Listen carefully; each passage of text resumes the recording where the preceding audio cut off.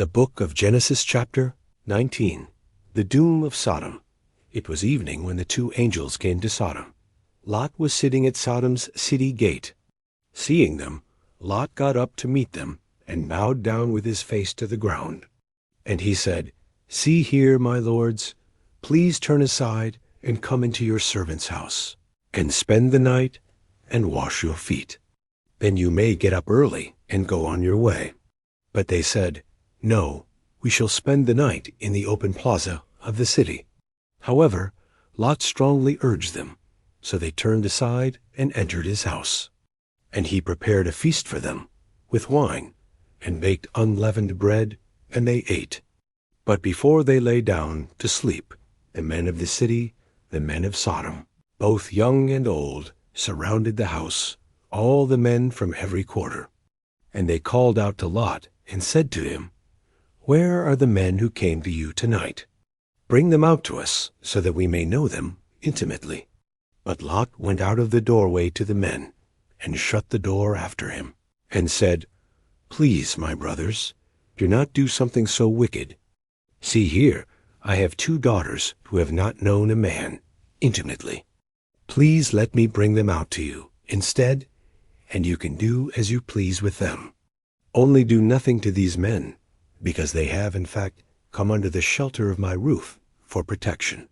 But they said, "Get out of the way."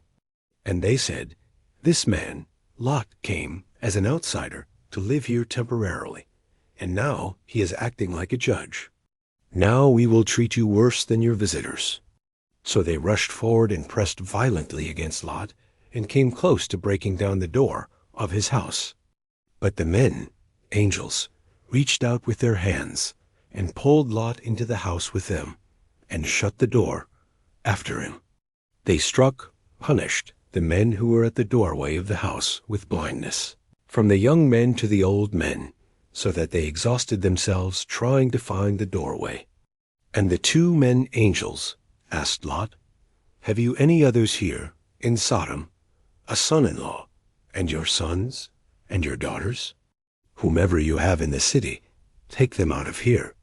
For we are destroying this place, because the outcry for judgment against them has grown so great before the Lord that the Lord has sent us to destroy and ruin it." So Lot went out and spoke to his sons-in-law, who were betrothed and legally promised to marry his daughters, and said, "Get up, get out of this place, for the Lord is about to destroy this city." But to his sons-in-law he appeared to be joking. When morning dawned, the angels urged Lot to hurry, saying, "Get up, take your wife and 2 daughters who are here and go, or you will be swept away in the punishment of the city." But Lot hesitated and lingered. The men took hold of his hand, and the hand of his wife, and the hands of his 2 daughters, because the Lord was merciful to him, for Abraham's sake. And they brought him out, and left him outside the city with his family. When they had brought them outside, one of the angels said, "Escape for your life. Do not look behind you, or stop anywhere in the entire valley. Escape to the mountains of Moab, or you will be consumed and swept away." But Lot said to them, "Oh no, not that place, my lords. Please listen. Your servant has found favor in your sight, and you have magnified your loving kindness, mercy, to me by saving my life. But I cannot escape to the mountains, because the disaster will overtake me, and I will be killed. Now look, this town in the distance is near enough for us to flee to, and it is small, with only a few people.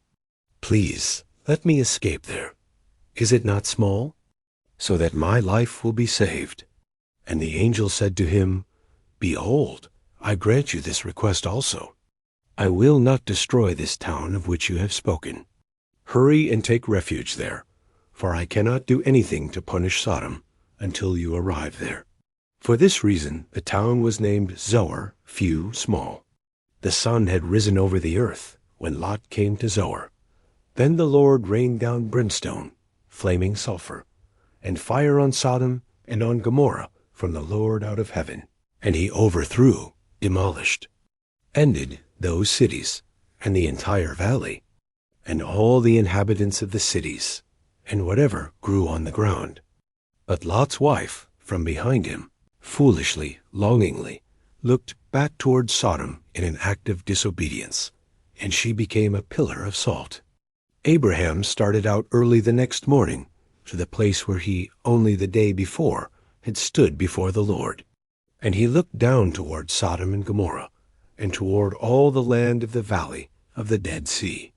And he saw, and behold, the smoke of the land went up like the smoke of a kiln, pottery furnace. Now when God ravaged and destroyed the cities of the plain of Sodom, he remembered Abraham, and for that reason. And he sent Abraham's nephew, Lot, out of the midst of the destruction, when he destroyed the cities in which Lot had lived. Lot is debased. Now Lot went up from Zoar, and lived in the mountain together with his 2 daughters, for he was afraid to stay any longer in Zoar. And he lived in a cave with his 2 daughters. The firstborn said to the younger, "Our father is aging, and there is not a man on earth available to be intimate with us in the customary way, so that we may have children. Come, let us make our father drunk with wine, and we will lie with him, so that we may preserve our family through our father." So they gave their father wine that night. And the firstborn went in and lay with her father. And he did not know when she lay down or when she got up, because he was completely intoxicated.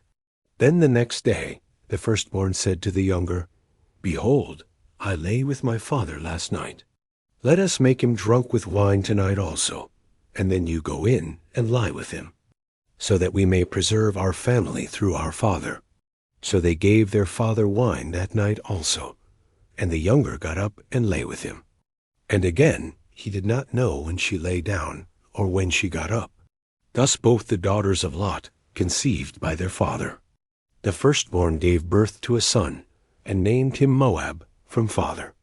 He is the father of the Moabites to this day. The younger also gave birth to a son, and named him Ben-Ammi, son of my people. He is the father of the Ammonites to this day.